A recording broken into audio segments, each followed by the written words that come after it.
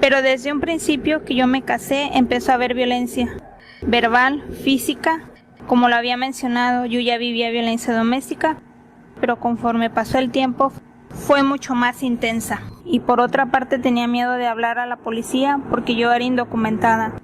Tenía ese pensamiento erróneo de que al acusarlo o al hablar lo que pasaba dentro de mi casa sería motivo de deportación. In 2003, I was tired of the consequences of my addiction and pled guilty to a crime I did not commit in order to be sent to a drug rehabilitation center.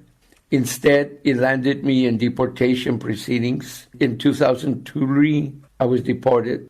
There shortly, they proceeded to put me in a jail cell. It was my first time ever in any type of jail cell, and an officer came into my cell for me to sign more paperwork.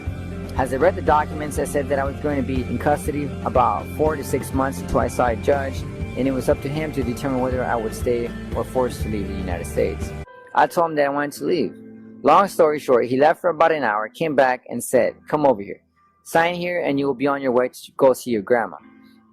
I waited for a few hours and 2 agents showed up and escorted me to a bus of the Homeland Security all for myself. In less than 10 minutes, we arrived at the San Isidro International border. That had to be the saddest day of my life.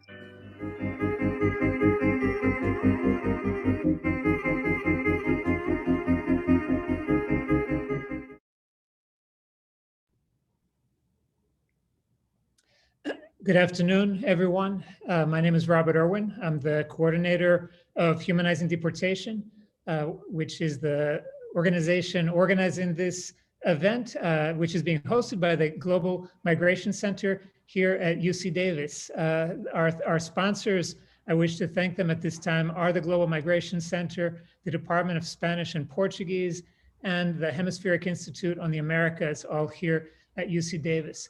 It's really a pleasure to be here with our panelists today, all of whom I've known, I believe, since 2017.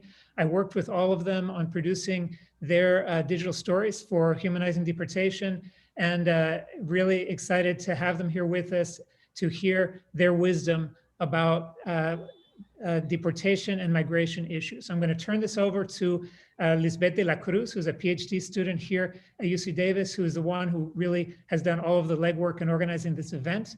Although I also want to thank Lynn Normand, Sarah Hart, and I believe Jesus Galan, who also helped out. And Liz is a member of our Humanizing Deportation team since its launch in 2016. A really devoted member to this project and to immigration rights issues. So it's a pleasure to present Liz, who is going to be the moderator of today's panel. Thank you, Robert. And I'll switch into Spanish just because this is a bilingual event. So muchas gracias por acompañarnos el día de hoy, Montserrat, Isaac y Robert, y a todas las personas que nos acompañan virtualmente en esta práctica que muestra el lado humano de la deportación, porque cada historia importa y nos ayuda a reflexionar sobre los cambios que nuestro sistema migratorio urgentemente necesita. Para la sección de preguntas y respuestas, que va a seguir la conversación que vamos a tener ahorita, les pedimos que manden sus preguntas a los panelistas por el chat y al final de la conversación van a poder responder junto con su mamá y hermanos a los 6 años para reunirse con su padre, quien había emigrado previamente. Isaac creció en San Diego, California, y fue deportado después de ser detenido por la patrulla fronteriza, quien, al tener que cumplir su cuota de arrestos, decidió detenerlo.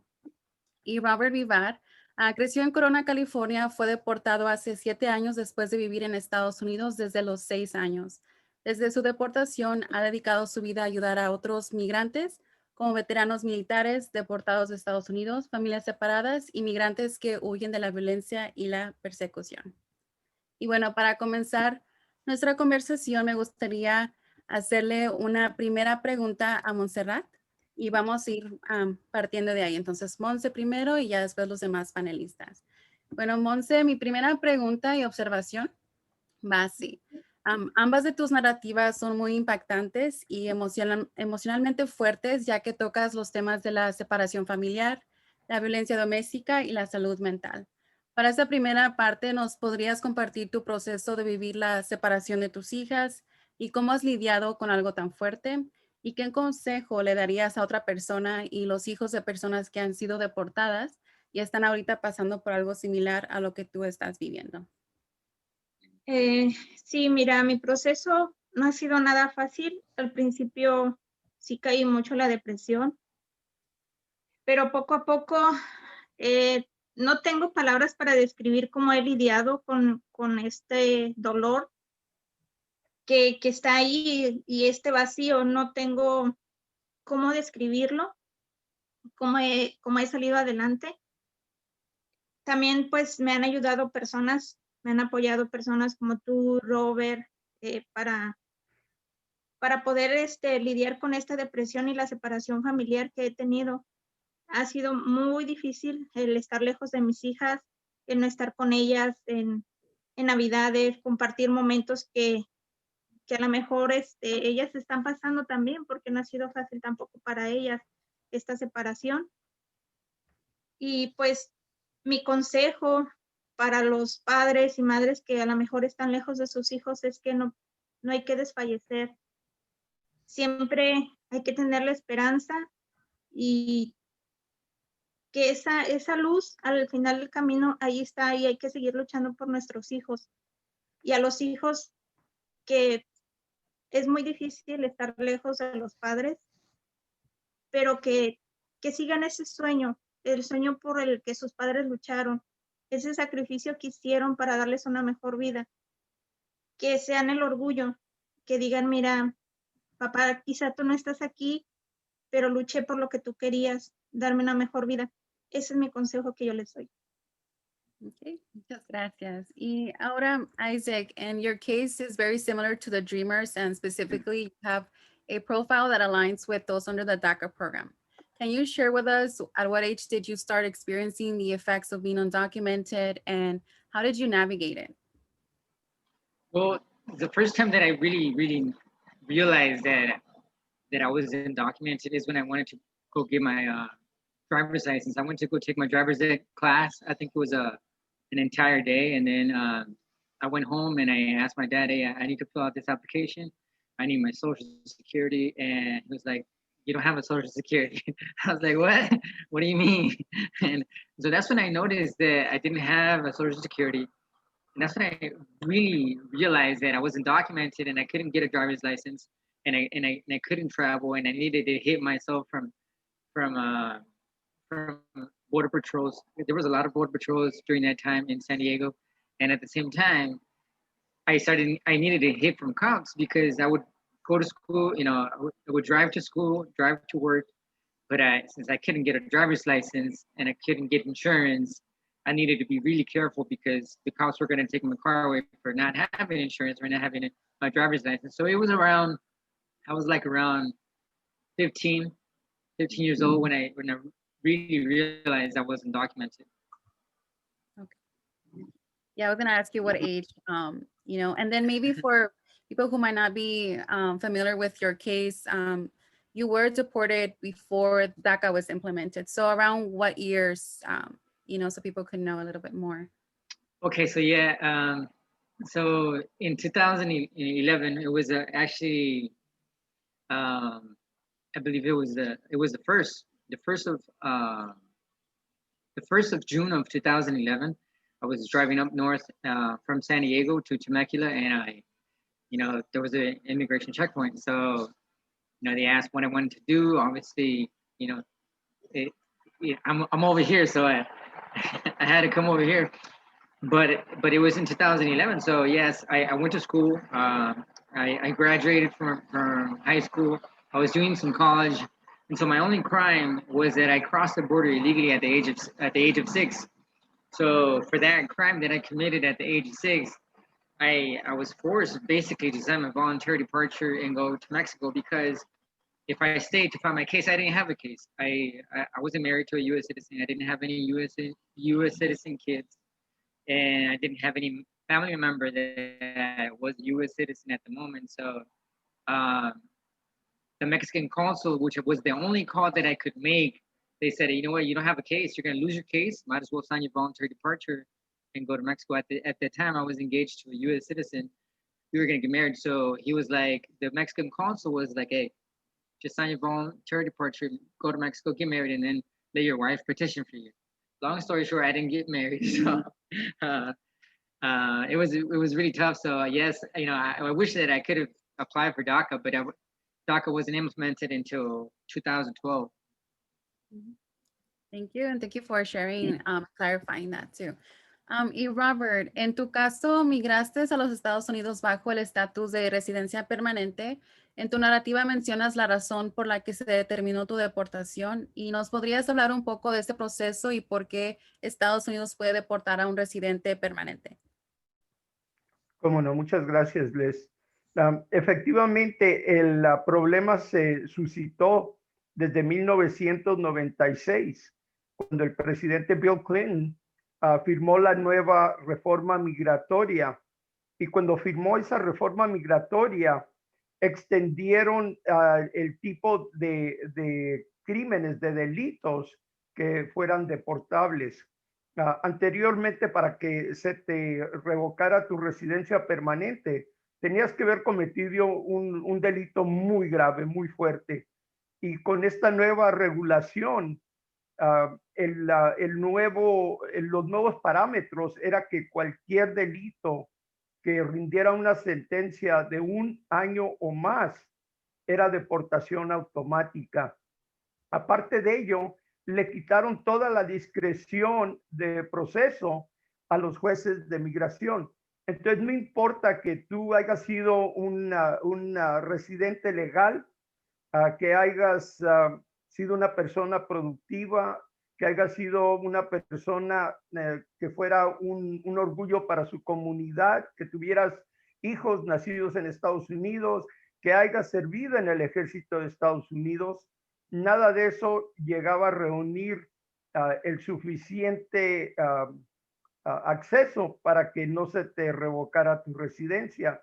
Y en el caso mío, me metí en problemas con la ley, tenía un problema de adicción, ya estaba cansado de estar en esa adicción y me di culpable a un delito que no cometí para que se me enviara a un centro de rehabilitación, con el entendimiento que mi sentencia sería reducida a menor de 1 año. No fue eso el caso. Desgraciadamente, en lugar de enviarme al centro de rehabilitación, se me pasó al Departamento de Migración para entrar en proceso de deportación. Algo que fue indebido por parte de las autoridades, ya que la misma ley indica que a la hora de que tú firmas tu sentencia, te tienen que avisar debidamente los efectos, causas, las consecuencias de tu firma de ese tipo de acuerdo en tu proceso judicial. Sí, entonces sí, entiendo esa parte y creo que es lo más difícil, ¿no? Que lo vemos mucho en el archivo de que no se les da como conciencia suficiente, ¿no? No se les expresa qué es no tomar el plidio o si tomar un plidio, por ejemplo, ¿verdad? Así es, efectivamente la ley lo indica claramente en Padilla contra Kentucky, que dentro de tu proceso se te tiene que aclarar específicamente que tú aceptas y estás con el entendimiento que al firmar esa sentencia vas a ser deportado. Por fortuna, el estado de California ha pasado una legislación 1473.7 que indica si no se llevó a cabo ese proceso en tu juicio, tú puedes pedir reabrir tu caso. Ok, muy bien. Creo que esa es información muy valuable que muchas personas pueden tomar en cuenta.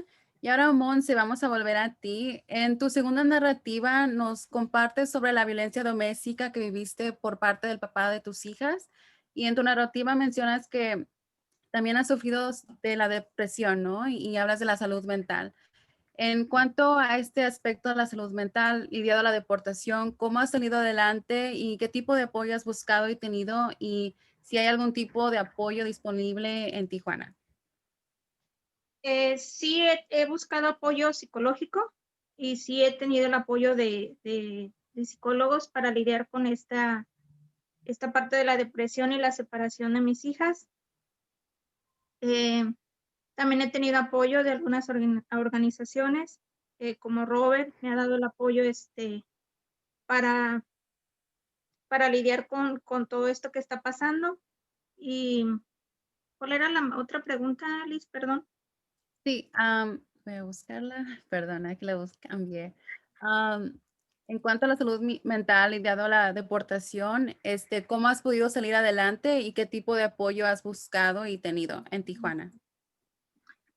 Sí, ese es el apoyo que he tenido, psicológico es el que he buscado, es el que me ha ayudado a lidiar con todos estos problemas de depresión por los cuales he pasado. El apoyo, pues, es el que te digo por las organizaciones que he conocido por parte tuya, también de la Universidad Davis, por parte de Robert Vivar, que me han apoyado, ya sea también a veces con todo lo que está pasando ahorita de la pandemia, recibí despensas, todo este apoyo por parte de ellos lo he recibido. Ok, muy bien. Y te voy a hacer otra pregunta también para que el público entienda un poco más tu historia, ¿verdad? ¿Nos puedes, por ejemplo, tomar como el tiempo para contarnos qué ha sido tu deportación y en dónde se encuentran tus hijas y tal vez la comunicación o la falta de comunicación que han tenido en estos años? Sí, claro. Pues yo tengo aproximadamente casi 8 años de no ver a mis hijas y ahorita la mayor tiene 18 y la otra va a cumplir 16. Esto fue a causa de la violencia doméstica que viví con mi ex esposo. Todo esto para mí ha sido muy difícil asimilarlo. Fue un proceso tan difícil el recibir amenazas para yo salir de Estados Unidos y el que mis hijas estuvieran con el papá. Busqué apoyo legal para tener la custodia de las niñas.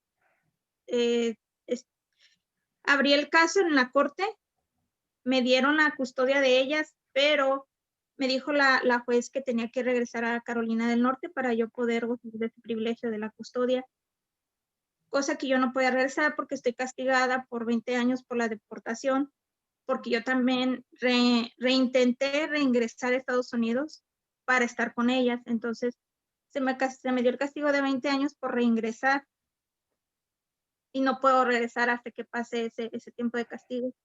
Entonces, se me hizo también muy injusto la decisión de la juez en no siquiera darme visitas para que ellas pudieran venir a México, solamente yo regresando a Estados Unidos, cosa que no puedo hacerlo ahorita.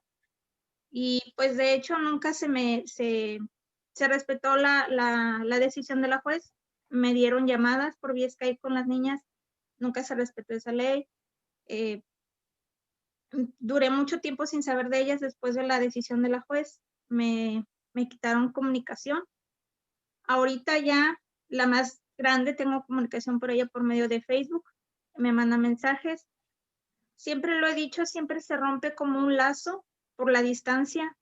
No es lo mismo estar cerca de nuestros hijos, porque sí se rompe ese lazo más cuando son 8 años, que no hay llamadas, no hay cartas, no hay nada, y de repente quieres estar en la vida de ellos y es muy difícil.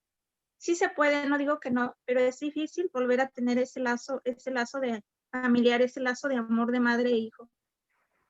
Sí, creo que lo mencionas muy bien para las personas que están interesadas. No, les recomiendo ver la parte primera y la segunda de su narrativa para que entiendan más o menos esos procesos que dice, sí, la corte te dio ese derecho, pero al final de cuentas no se puede cumplir sin que tú estés en Estados Unidos, que no es realista la situación, ¿verdad? Sí, se me hizo un poco egoísta y cruel por parte de la juez. Y al ver que era mujer, pensé que ibas a tener más apoyo porque dije, ella sabe lo que es ser mamá, tener hijos, y al separarse, pero no recibí el apoyo que yo esperaba y tenía muchas pruebas en contra del papá de mis hijas por la violencia. Tenía muchas cosas que me ayudaban, pero yo siento que fue la distancia, el estar yo en México, que no pude estar presente en la corte, eso influyó mucho. Sí, creo que es algo también que debemos de tomar en cuenta, ¿no? Ya siguiendo adelante con casos similares al tuyo. Y bueno, vamos a volver con Isaac. Y following the theme of mental health, in your narrative, you clearly expressed your feelings and how you feel in each state that led to your arrest by Border Patrol, detention, deportation, and life in Tijuana. And something that has always caught my attention is when you mention the crying pillow, and that emotional moment at the Starbucks implies a Tijuana. Can you share with us this whole process and how it was for you, and what has helped you face all the challenges that you have faced by that forced removal to Mexico? And one of my other last questions would be, what advice would you give to another childhood arrival who is deported from the country where they have created their entire life and identity? Well, I felt very limited when living in the United States. I couldn't drive. I couldn't work legally. I basically I was living in shadows. When I would drive, I would see a cop, I would get scared, and I was like, oh, hopefully they don't pull me over. Hopefully they don't get behind me. And so I felt very limited. I couldn't go at the time. I couldn't attend. Well, there was a legislation by Governor Greg Davis, AB 540, that I could attend college, but I would be charged as a resident. But I couldn't apply for any financial aid. And with the income that my parents would make, it wasn't enough to help me out. So, and I needed to get a job, but I couldn't get a job. So what was I supposed to do? So I was just living in shadows, very limited. And so living in fear, living in that state of mind, and, stressed out. And so after high school, that was my life. And so, with the cops and my encounter with the Border Patrol at that time, well, when I ran into the checkpoint, it was really, I couldn't believe what I was experiencing, because I got pulled over with the one who was going to be my father-in-law, a pastor. We were driving to a pastor's conference, and so the agents that started questioning us, they were very they were very mean to us. They started cursing at us in English, and they started treating us very bad. Even when I went into the detention center, they were like, "Oh, congratulations! You're the first one that we give for the month of June." Very sarcastically, very, very. I was treated very like inhumane, I can say. And the detention center, it was no bueno. It was, and then, well, obviously my deportation to Mexico, it was very sad, because I didn't know what was going to happen. I didn't know how I was going to go back. I had no family members here in Tijuana. It was not so I come with no family, no friends, no relatives. Had to adapt to the language. My Spanish is way better now, but it was really bad at the time. And with the cherry on top of the cake, I was engaged at the time, and so 2 months later, we break up a week away from the wedding. So I was alone, no family, no friends, and on top of that, I had a broken heart. So it was really tough. And the crying pillow was because I was depressed. I was depressed for a year and a half. I would just go to sleep crying, wake up crying. I would be going to work crying, in a taxi crying. I would be at work, just tears coming out. And so one day I was at the Starbucks in Playa de Tijuana. And so it was a Saturday in the month of December, and I was crying. And there was a lot of people at the Starbucks, but I didn't care where it was. I would just all of a sudden, start crying. And so this lady approaches me, and she's like, "Hey, you don't have to tell me anything. You don't have to explain anything to me. Just get up and hug me." So I got up and hugged her, and I cried some more. And that's when I was like, I can't do this anymore. I can't be depressed. I can't be crying. I can't be living like this in depression. So that's when I decided, you know what? I can't live like that anymore. So I started reading books. And one of the books that got me to change my perspective and my situation was a book by Anthony Robbins, Awaken the Giant Within. That changed my whole perspective of the situation that I was living in. And, a lot of people had it worse, car accidents, they couldn't walk. It was just, the book shared a lot of stories where I was like, you know what, I'm blessed. You know what, I need to make the best of my time down here. I don't know how long. I don't have family, I don't have friends, I don't have relatives, but hey, I got to do something with my time down here. And so my advice to anyone, you know, that may experience, I hope you don't experience that whole experience, because it's horrible.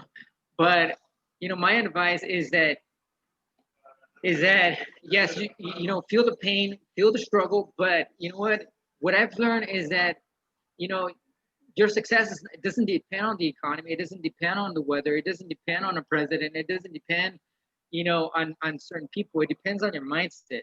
And so that's my best advice that I can give anyone that might experience the same situation. You know, your success and your progress is going to depend totally on your mindset. It's not going to depend on the country you're in, on the city you're in, on the politicians that are in. It's going to depend on your mindset and the decisions you make. So that's my best advice that I can give anyone that might experience in facing those challenges, and you know, and those changes, because when you come, it's totally different country. You know, I was like a foreigner in my own country, so it was really tough in the beginning, but thank God, my faith in God, I would say, is like the most important thing that got me through those challenging times, and right now I'm just like happy to share my story with you guys. And thank you. And I always admire that you're always very, you know, passionate about sharing this. You know, obviously it wasn't like this all the time, but I feel like everything that you've gone through has really brought you to this moment, you know, to just have the strength to actually say and give like your testimonio.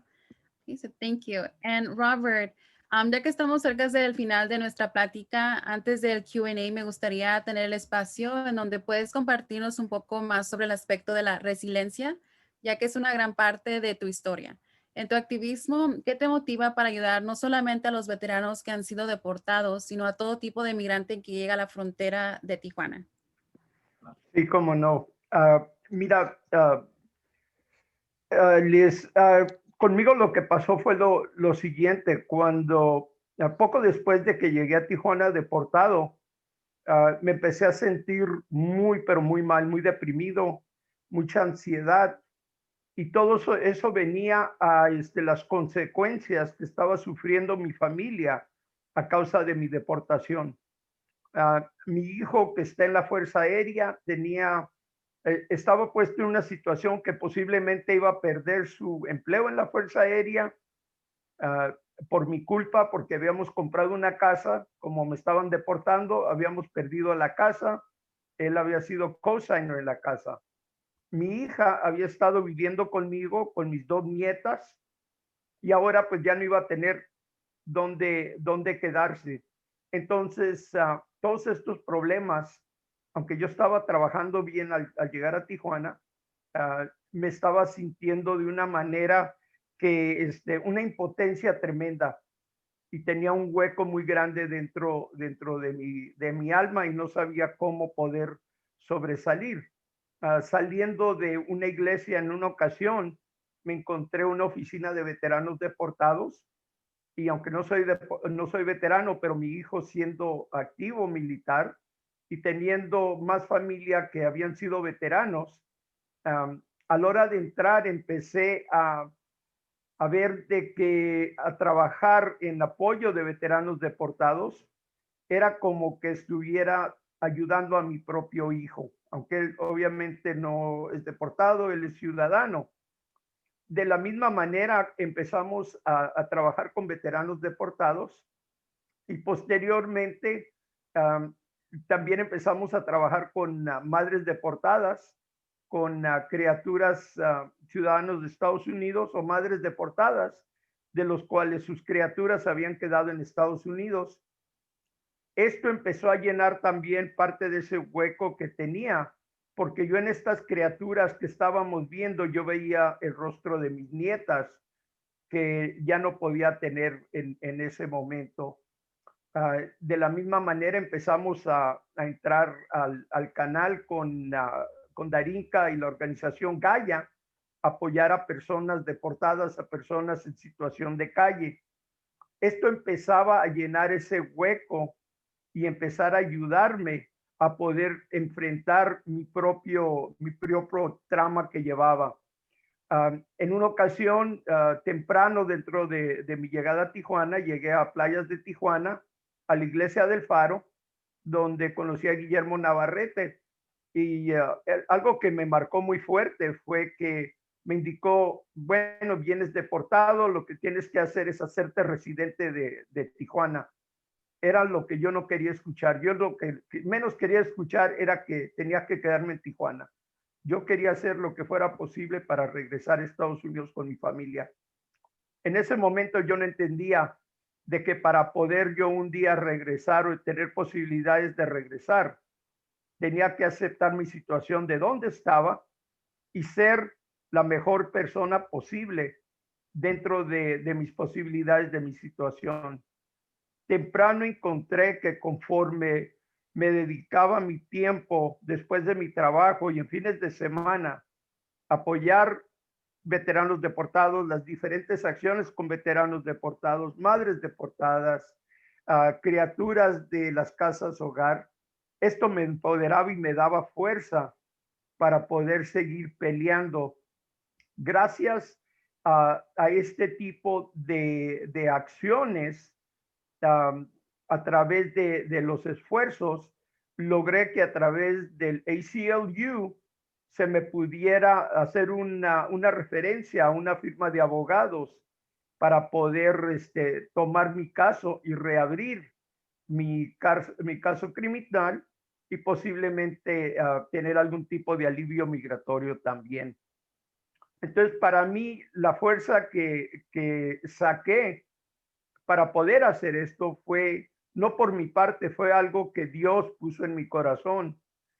Ya a mi edad, para las actividades que podía ejercer después de trabajar todo el día y continuar en las tardes, en los fines de semana, es algo que yo no lo veo dentro de mi fuerza, es algo que yo veo que venía directamente del poder de Dios para hacer su voluntad.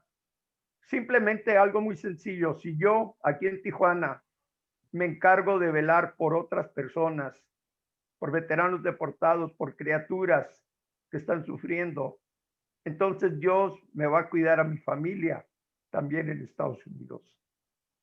Sí. Y gracias siempre porque yo así te conocí, ¿no? Haciendo el servicio y nos conectaste. Estaba trabajando con las madres soñadoras y creo que por eso pudimos también compartir espacio, ¿no? Y ya seguir colaborando juntos. Y bueno, vamos a cerrar ya este ciclo de la charla y para las personas interesadas en el chat vamos a compartir los correos electrónicos de los participantes en caso de que quieran ponerse en contacto con ellos. Muchas gracias de nuevo a Isaac, a Monse y a Robert por compartir sus historias y experiencias con nosotros. Y a continuación vamos a comenzar el Q&A con Sara. Bueno, tenemos muchas preguntas muy interesantes para los panelistas. Entonces, primero voy a leer dos preguntas para Isaac. Uno dice, ¿a quién culpaba a la edad de 15 años de no tener a Social Security number? ¿Qué piensa al respecto hoy en día?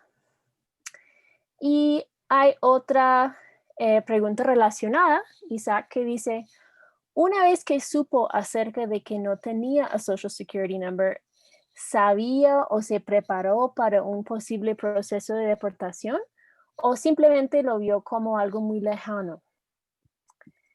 And so these questions are about not having a Social Security number. Who did you blame as a 15-year-old? Who do you blame today?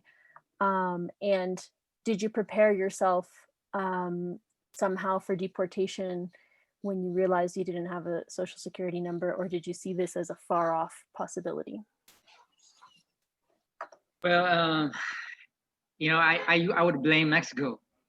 I would blame Mexico, and it had a kind of like this. I was mad at Mexico. I was angry at Mexico because I was like, why did my parents have to? Why did my dad have to immigrate to the United States? Why? And so I kind of like channel that anger towards the country, Mexico, and their politicians and all that stuff. But at the same time, I was like, man, my dad was in the 1980s, and he decided to go back, and he married my mom, and my mom had us in Mexico. And then I was like, why didn't my dad stay in the 80s? He would have applied for the amnesty that Ronald Reagan signed in I think, 86. And so I kind of like, hey, if only my dad would have, become a resident, and then he would have brought my mom over and we would have been born in the US, then it would have been a different story. So I kind of like blame Mexico, and at the same time, the decisions that my parents have made. But once I started reading books, and I was like, you know what, that's them. When I become 18, I have to do whatever I have to do to make my life better. And so when it comes to the Social Security issue, I was like, you know what, this is just an obstacle.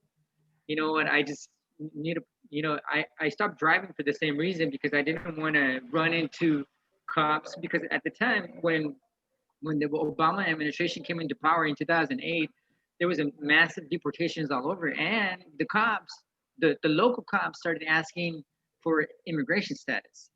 And so I was like, in 2009, I decided, you know what, I'm not gonna drive anymore, because I'm undocumented. They're gonna call a border patrol on me. And so I was like, you know what, that's it gonna be for me.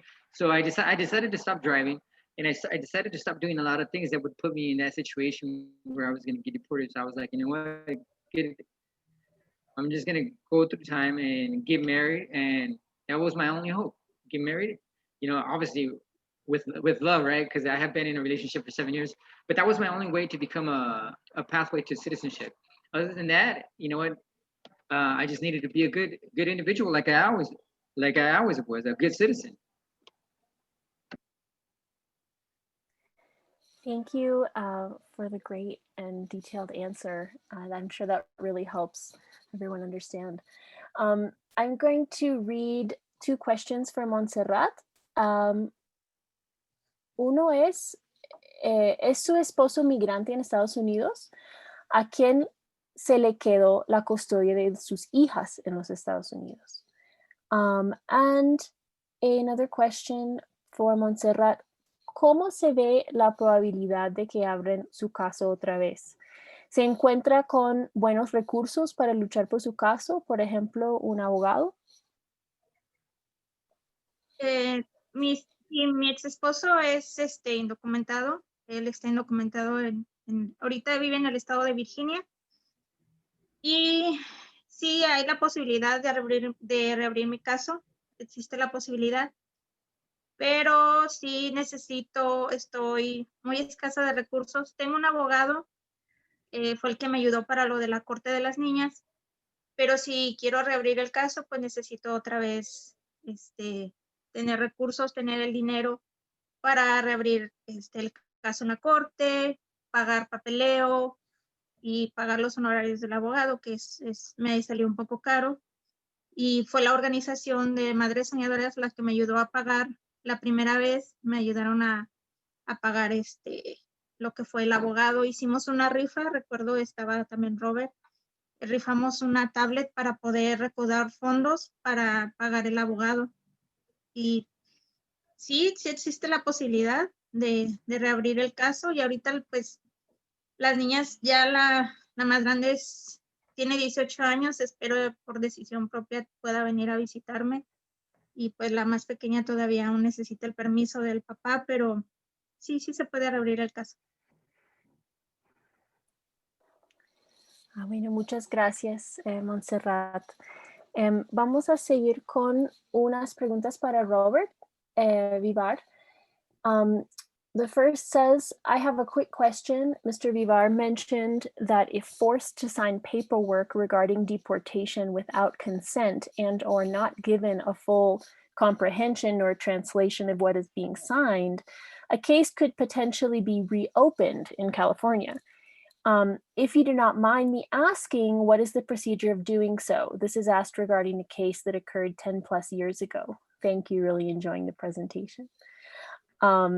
And another question for Robert.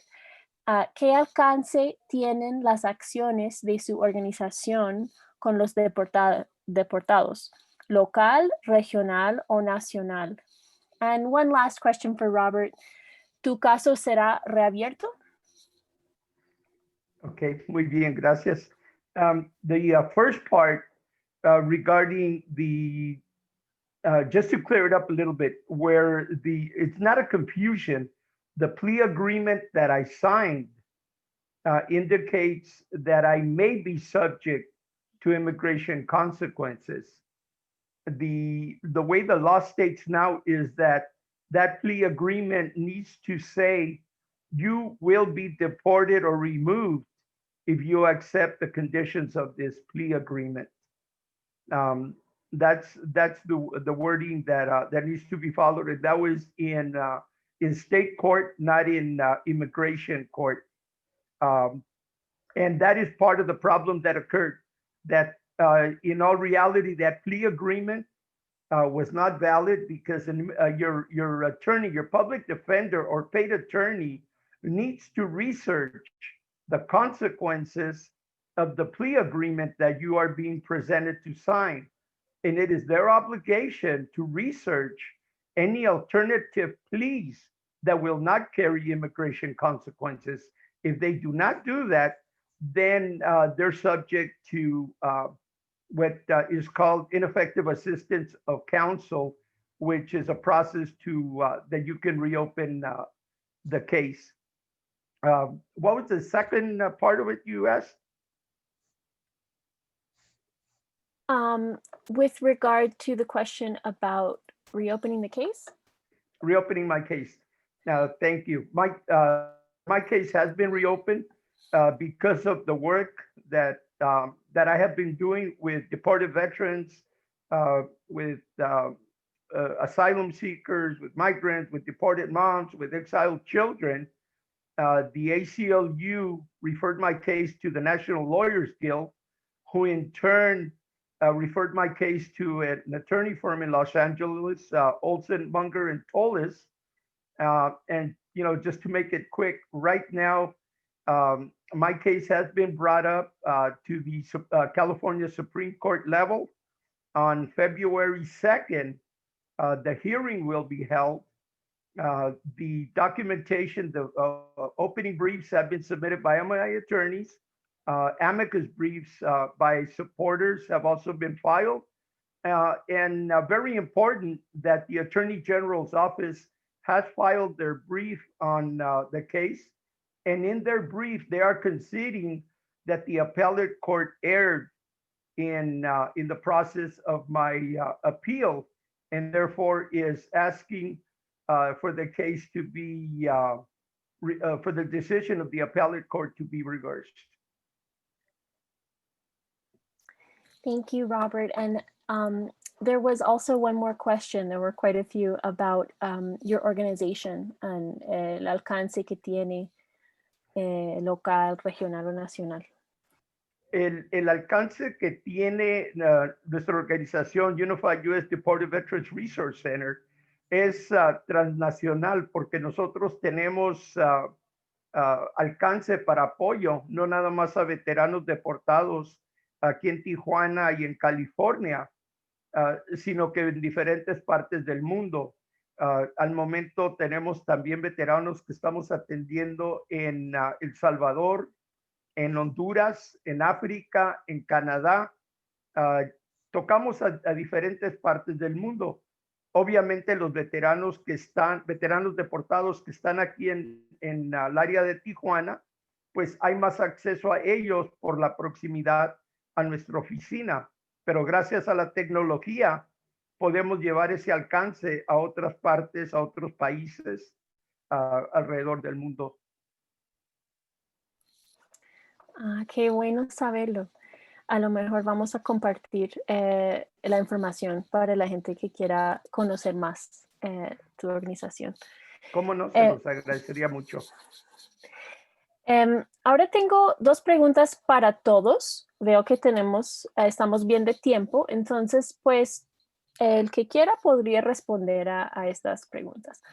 La primera es, muchas gracias a Roberto, Isaac y Monse por sus conmovedores testimonios. Mi pregunta para cualquiera de ustedes, ¿podrían compartirnos qué fue lo que más les ayudó en el momento más difícil, más duros de su deportación?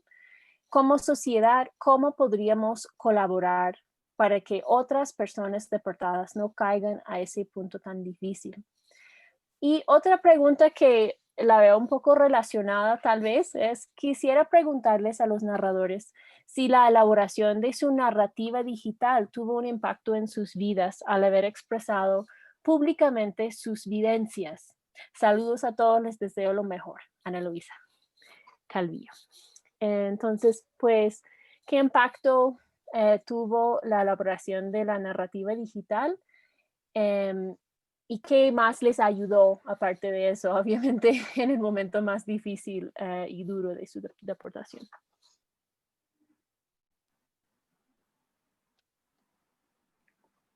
En mi caso, lo que más me ayudó en el momento de la deportación fue el saber que tenía que seguir luchando por mis hijas, que tenía que seguir viviendo por ellas, porque llegó en un momento en el que dices, ya no quiero sentir este dolor, ya no quiero sentir este vacío de no poder estar con ellas, de ver ese muro que me separa y no poder entrar y abrazarlas.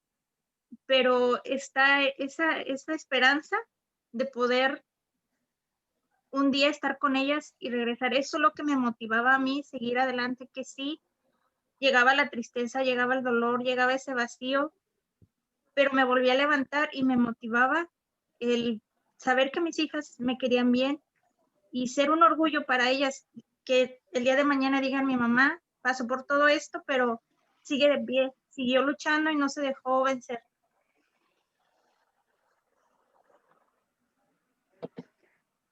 A mí lo que me motivó mucho para poder seguir adelante era ver, por ejemplo, el rostro, la carita, los ojos de esas criaturas.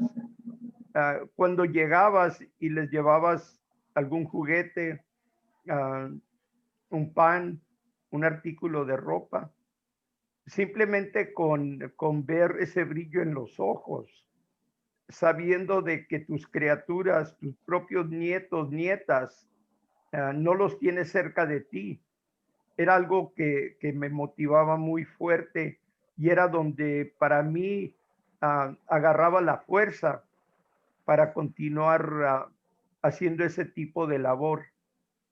De la misma manera, conforme, por ejemplo, con los muchachos, con los veteranos, se veía de que de repente se les podía hacer un proceso para beneficios que les pertenece, de ver de que les podrías dar un poco de esperanza, era muy motivador para mí.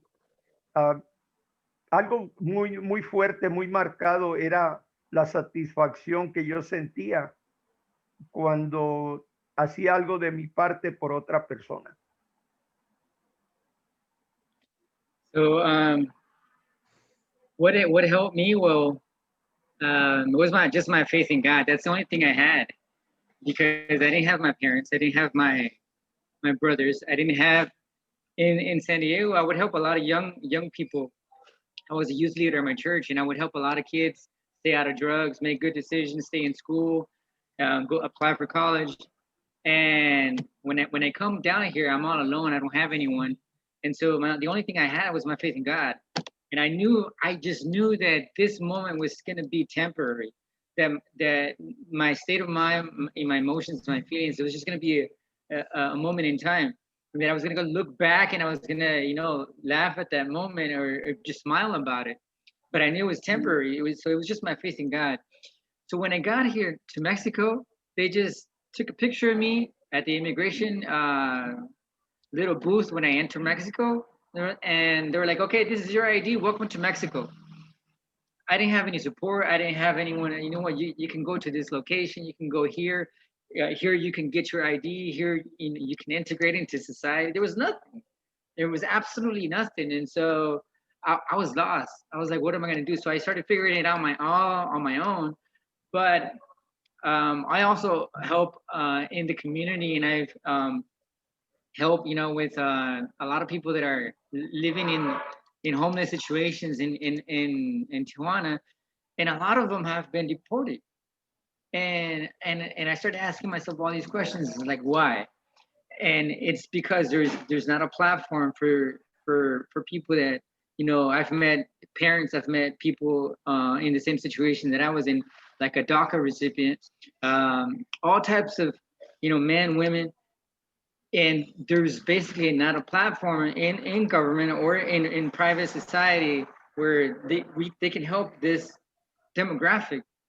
And so and when it comes to sharing my story, I think it was kind of like an outlet for us. Or in my case, it was kind of like an outlet to share my story that, you know what, there's people that encounter these situations, which is, I haven't seen my parents in 9 years. I haven't seen my brothers. I remember, my first Christmas, my first birthday alone, nobody, in my room, in where I lived alone, and just seeing all these social media posts, all these families, having fun and eating and having a good time. And I'm there by myself, just, I remember one Christmas or Thanksgiving, I was eating noodle soups. And I was like, I can't believe I'm living this situation. But, it's sharing my story with this digital stories with Robert and Lisbeth and UC Davis. It was like an outlet for people to realize that, there's people that go through these situations. And so I think it helped me to express a lot of the emotions and feelings that I lived through, because down here in Mexico, who was I going to share my story with? They wouldn't understand my story. But like an audience like right now, they can probably relate to our stories. And so that's what I can say when it comes to sharing and I thank you guys for putting this together, because it continues to put the message out there that, sadly, people go through these situations that, there's something that I think that can be done in the private sector as well as it has in government, on both sides of the border, because this is not a one country issue. This is a binational issue. And so thank you for putting this panel together in this event to share our stories. In my case, my narrative to myself was a big impact, because I've seen so many people that are deported, that were childhood arrivals, taken to the U.S. at a very young age, lived all their life in the U.S., and now all of a sudden finding themselves deported to their country of birth, feeling like a fish out of water. And many of them not being able, like Isaac said, without the lack of proper assistance, be able to integrate into the community, and therefore falling through the cracks, ending up in the canal, addicted to drugs, alcohol, and so forth. And by presenting our narratives, that we were able to not only survive, but that we are being a positive member of our community, that we can show that we are productive.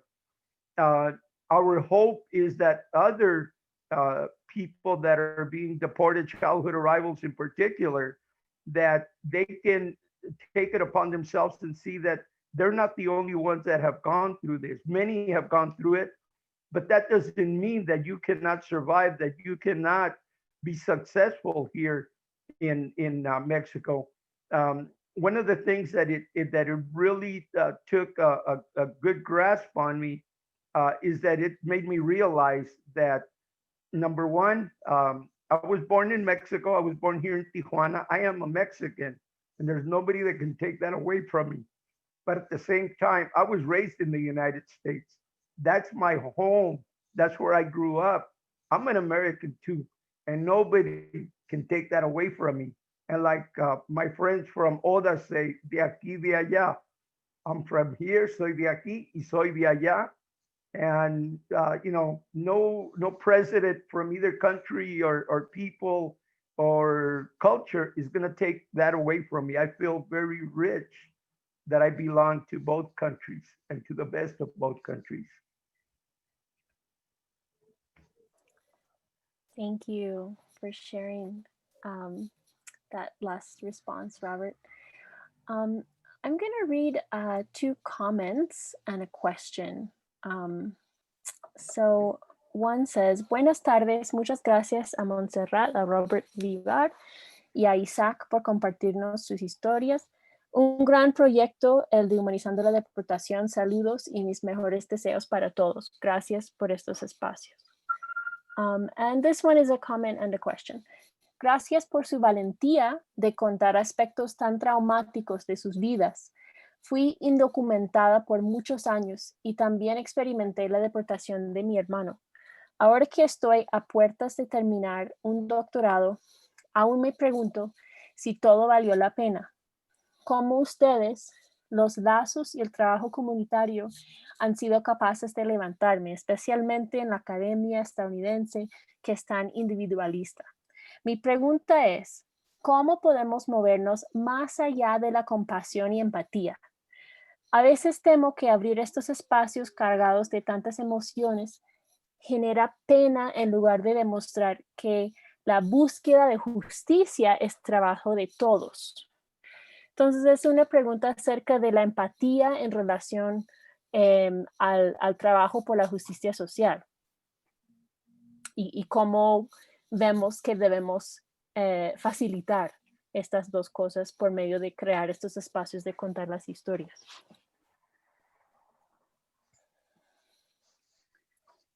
Es para cualquiera de ustedes si quisieran opinar.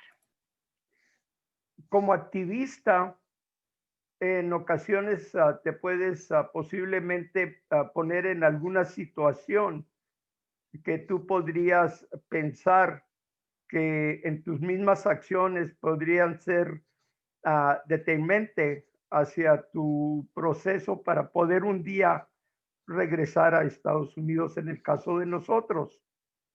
Sin embargo,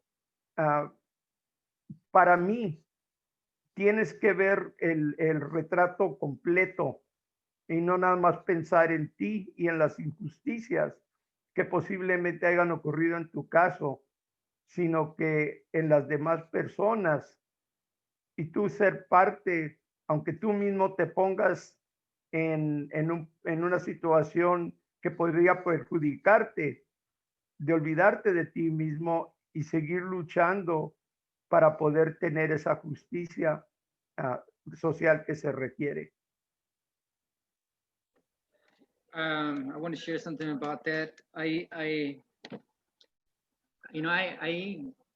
go into history and politics and sometimes, there's always some stories, but analyzing during my time that I was still in the United States, actually, Obama's second term, he had both houses and the White House. It was all Democrat. And for a long time, I used to believe that, the Democrats were in Latinos' favor. But it was in the Obama administration that had more deportations, over 3 million deportations. And at the same time, the Republicans haven't done anything as well in government. And here in Mexico, there's no binational work that needs to be done when it comes to this immigration situation, which is, if you follow the money, illegal immigration is big business. They charge the taxpayers billions of dollars a year. And so what I see is that nobody wants to do anything about it because, it's big business. Detention centers, private detention centers and private prisons are big business. So if you want to talk about social justice, we need to follow the money, and we need to, be activists and say, why don't we close those detention centers, and put some kind of framework to, work on both sides of the country. If people from Mexico want to immigrate to the United States, let's make it easier for them. That there's a pathway, and these people don't have to cross illegally. And so it's just, there's a lot of work to be done. And so I think, I know that there's a lot of work been done already, but I think that there's a lot more work to do on both sides of the border. Monse, ¿te gustaría responder a esta pregunta acerca de cómo abrir espacios para generar búsqueda de justicia social por medio de compartir historias?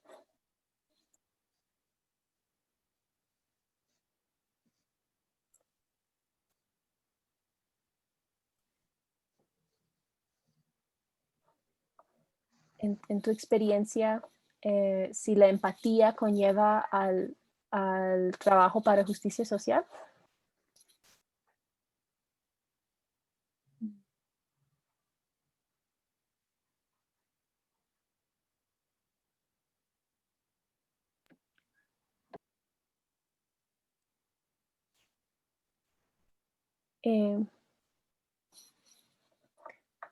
Bueno, Montserrat, Robert, Isaac, si tienen últimos comentarios acerca de este tema o otro tema que antes de pues, terminar esta parte y concluir la presentación.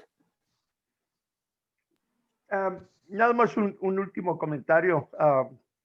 En parte relaciona a lo que estaba mencionando Isaac. Precisamente hay una legislación que fue introducida por el congresista García en Chicago, HR 5383, que va a ser reintroducida de nuevo este año en el Congreso. Y parte de lo que indica esa legislación es precisamente de cerrar esos centros de detención de migración que están para ganar dinero. Esa es una de las muchas cláusulas que existe. Les recomiendo que cuando tengan una oportunidad, abran y vean el texto, porque es no nada más una legislación de migración, pero también es una legislación para poder retomar el tema de la criminalización de las personas indocumentadas, porque también va a eliminar lo que es el castigo por entrada ilegalmente de Estados Unidos por una persona indocumentada. Just some last thing. It's you know, I think a lot of people ask me, hey, so you want to go back to the U.S.? I was like, of course, I want to go back to the finest city in America, which is San Diego. No, of course, I want to go back. You know, it's like Robert was saying, I'm an American. You know, you might say, you know, I was born in Mexico, and Mexicans might say, you know what, you're a Mexican. But my heart is in America. You know, physically I'm here, but my heart is in the United States. And so it's, you know, it's been you know, the toughest thing is not being able to see my family, not being the family separation. You know, I was able to deal with the breakup, or I was able to deal with, you know, adapting to a new country and in creating new friends and a new life, but not being able to see my parents and not being able to be there for their birthdays. Right now, my parents are both hospitalized due to COVID, and I can't go see them, or it's a tough situation, you know, when those type of events happen. And so, you know, there has to be a way. And right now, the way that I plan to go is, you know, there's only way, you know, through a tourist visa or a business visa. So I have my focus on a business visa. My 10-year ban expires in June of this year. And so I'm excited about that. And I'm excited to continue to find my way back home. It's been a long time. It's been way too long. And I hope to see you guys on the other side.